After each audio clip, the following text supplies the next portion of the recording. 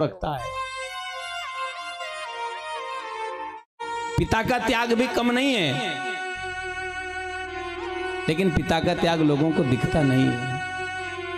पिता भी अपने बच्चों के लिए खूब त्याग करते हैं, और वही बेटा बड़ा होकर के पिता के आंखों में आंसू आने का कारण बने तो उस पिता को कितना दुख होता है, उस पिता के हृदय में कितनी तकलीफ होती है। माँ अपनी बेटी को अपना दुखड़ा सुना सकती होगी, लेकिन वो पिता किसके सामने अपना दुखड़ा रोएगा? उसकी सुनने वाला भी तो कोई होना चाहिए। इसलिए जीवन में कथाओं से तुम कुछ मत ले जाना, लेकिन ये जरूर ले जाना कि अपने माँ बाप की आंखों में कभी आंसू नहीं आए।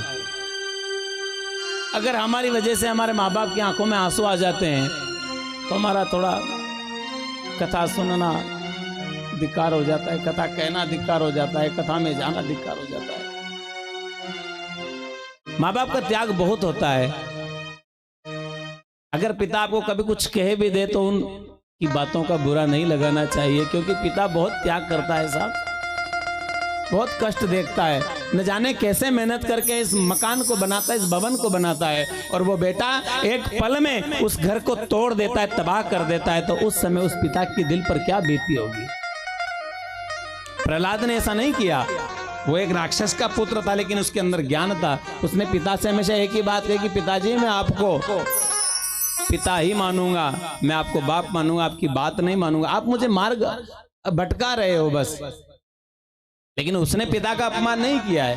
वो तो राजा का बालक था, चाहे तो कर सकता था, लेकिन उसने नहीं किया पिता का अपमान। और ध्यान दीजिएगा, भक्त की बात रखने के लिए मेरे गोविंद किसी के भी रूप में आ सकते हैं।